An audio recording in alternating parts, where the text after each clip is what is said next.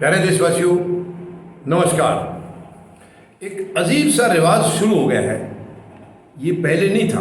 पहले देश में किसी भी सरकार के टाइम ऐसा नहीं रहा था, ना राज्यों में और ना ही केंद्र में। यानी जो चार पिलर कहा जाता है डेमोक्रेसी की, अपनी अपनी जगह चारों की कीमत है, चारों की उनका महत्व है हर एक का। लेकिन वर्तमान में कुछ अलग माहौल होता जा रहा है, देश को कुछ अलग दिशा में ले जाया जा रहा है। ये सचमुच बहुत ही बड़ी चिंता की बात है, बहुत चिंता की बात है। यानी अब देखिए, विधायिका है, न्यायपालिका है, कार्यपालिका है, ये अलग अलग क्षेत्र हैं। ये हमारे डेमोक्रेसी के पिलर कहा जाता है। और चौथा पिलर कहा जाता है, जो कि ढह चुका है पूरी तरह से, वो है मीडिया का। वो तो बिल्कुल ध्वस्त हो गया है। ये चार पिलर होते थे डेमोक्रेसी के। डेमोक्रेसी इन्हीं पर चार पिलर के ऊपर डिपेंड करती थी, इन्हीं के ऊपर डेमोक्रेसी टिकी हुई थी।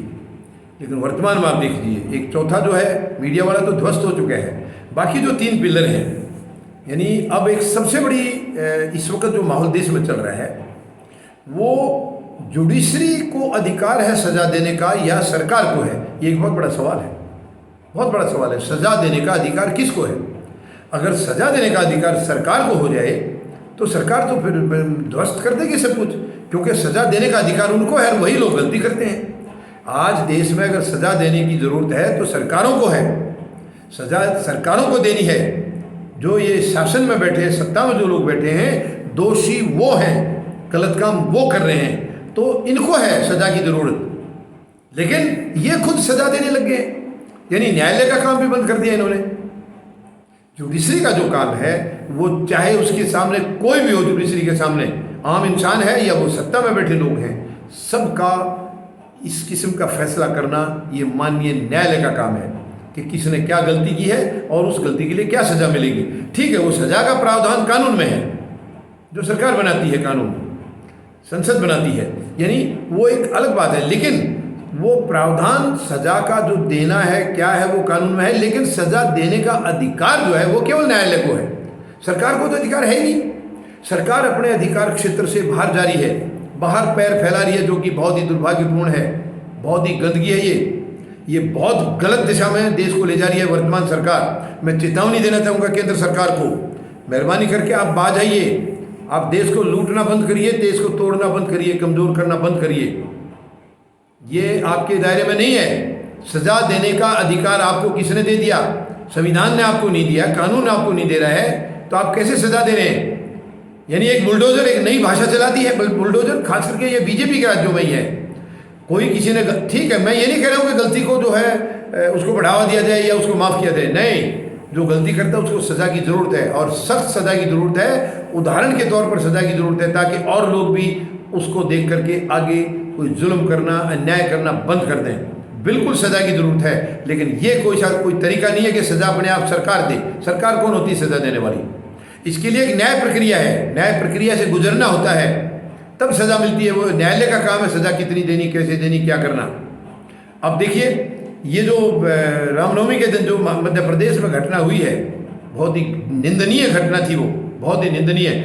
और उसमें नाम ले दिया कि किसी ने पत्थर मारा है, किसी ने कुछ और जुल्म किया है, तो उनके घरों को ढा दिया गया है, बुलडोजर चढ़ा दिया गया है। ये शर्मनाक है। ये घर देखिए, वो जो दोषी हैं, अगर वो सचमुच दोषी हैं, वो न्याय से पता चलेगा, न्याय प्रक्रिया से गुजरने के बाद होगा वो दोषी हैं या वैसे किसी ने झूठ बोला है। क्योंकि जब तक न्याय प्रक्रिया से नहीं गुजरेंगे तो कैसे फैसला हो सकता है इसका कि ये दोषी है या नहीं है? तब तक वो आरोपी है, दोषी नहीं है। और आरोपी अकेला उस घर का मालिक नहीं है, वो जिस घर में भी रह रहा है, वो आज आरोपी है, कल उसका दोष सिद्ध भी हो गया तो भी वो घर उस आरोपी का नहीं है। यानी कल वो दोषी भी अगर सिद्ध हो जाता है तो घर उसका नहीं है। घर तो बहुत बड़ा परिवार है, उसके पेरेंट्स होंगे, उसके भाई बहन होंगे, उसके बच्चे होंगे, घर सबका है। तो सरकार कौन होती है किसी का घर ढा देने वाली? किसने दिया अधिकार? तो मैं माननीय न्यायालय से मांग करता हूँ, सबसे पहले तो इनके अधिकार क्षेत्र को समझाया जाए सरकार को कि ये उनके अधिकार क्षेत्र में नहीं आता है, और जो अधिकार क्षेत्र का गलत इस्तेमाल किया है इसके खिलाफ कानून कार्रवाई की जाए, सरकार के खिलाफ कानून कार्रवाई की जाए। सरकार को जहाँ सज़ा की हकदार है, इनको सज़ा दी जाए। ये बहुत ज़रूरी है, मैं माननीय न्यायालय से अपील करता हूँ। दूसरी बात, अब एक बुलडोजर चढ़ा है, अमजद की बेकरी है वहाँ पर, अमजद की, उस बेकरी के आसपास कोई पत्थरबाजी नहीं, कुछ नहीं है, कोई घटना नहीं वहाँ, लेकिन उसकी भी 3 बेकरी है उसकी, 2 को या तो उनको पता नहीं चला, 2 को छोड़ दिया, एक बेकरी को तोड़ दिया गया बुरी तरह से। क्यों तोड़ा गया? और बाद में इस अमजद ने खुद बताया है, इसने कहा है कि वो जिसको ये दोषी बता रहे हैं वो अमजद कोई दूसरा है, वो बेकरी अलग है।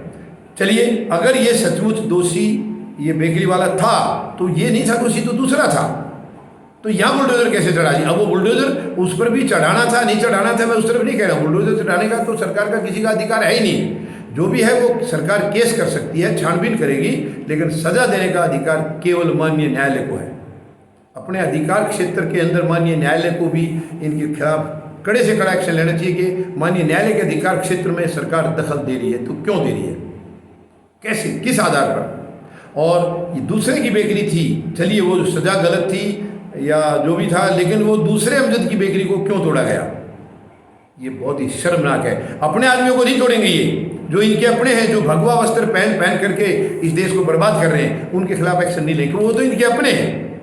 दुश्मन तो ये 140 करोड़ लोग हैं जो भगवा वस्त्र पहन रहे हैं, या वो आरएसएस के आदमी हैं, या वो बीजेपी के हैं, या इनके कॉरपोरेट घराने हैं, वो तो इनके अपने हैं, उनके खिलाफ एक्शन नहीं होगा।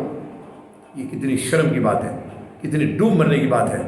यानी एक ऐसा धंधा चला दिया है देश के अंदर, यानी अब ये कौन फैसला करेगा? ये भी एक अजीब बात आ गई, सजा देने का भी अधिकार सरकार को हो गया।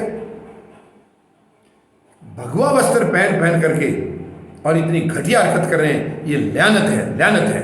भगवा वस्त्र तो वो जो पहले साधु संत पहनते थे, वो समाज का मार्गदर्शन करते थे, समाज को रास्ता दिखाते थे, और आज ये भगवा वस्त्र पहन के बलात्कार हो रहे हैं, भगवा वस्त्र पहन के नफरतें फैलाई जा रही हैं, धर्म के खिलाफ प्रचार हो रहा है, बहन बेटियों के खिलाफ अत्याचार कर रही है भगवा वस्त्र में। तो शर्म आनी चाहिए सरकार को, केंद्र सरकार को चेतावनी देता हूं मैं, और माननीय प्रधानमंत्री महोदय से मैं मांग करता हूं, प्रधानमंत्री महोदय, क्यों देश को बर्बाद कर रहे हैं आप? क्या आपको पता नहीं चल रहा?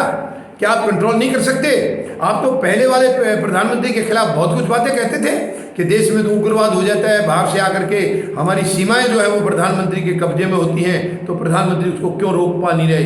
आप बताइए ना, आप क्यों नहीं रोक पा रहे हैं? आप तो जानबूझ के बढ़ावा दे रहे हैं, वो तो रोक नहीं पा रहे थे। चलिए ठीक है, आपने कहा, आप तो बढ़ावा दे रहे हैं उनको। आप इन चीज़ों को, घटिया बातों को, क्योंकि आपका एजेंडा है वो, ये बहुत गलत बात है प्रधानमंत्री महोदय। ये देश इस गंदगी को कभी बर्दाश्त नहीं करेगा, ऐसी घटिया मानसिकता को ये देश बर्दाश्त नहीं करेगा। मेहरबानी करके हालातों पर तुरंत काबू पाइए, वरना ये देश आपके खिलाफ खड़ा हो जाएगा, और उसके बाद आपको बाहर का रास्ता दिखाकर ही दम लेगा। ये शर्म की बात है, बहुत ही दुख की बात है। देश को आपने बिल्कुल एकदम अपना गुलाम बना करके रख दिया है। देश के अंदर कोई सिस्टम नाम की चीज़ नहीं है, कानून नाम की चीज़ नहीं है, कुछ नहीं है, कोई न्याय प्रक्रिया नहीं है, सब कुछ न्याय सरकार के दरबार में हो रहा है। ये कब से न्याय व्यवस्था नहीं शुरू हो गई है? किसने अधिकार दे दिया आपको ये न्याय व्यवस्था करने के लिए? संविधान में कुछ नहीं लिखा ऐसा, देश के कानून में कुछ नहीं लिखा ऐसा।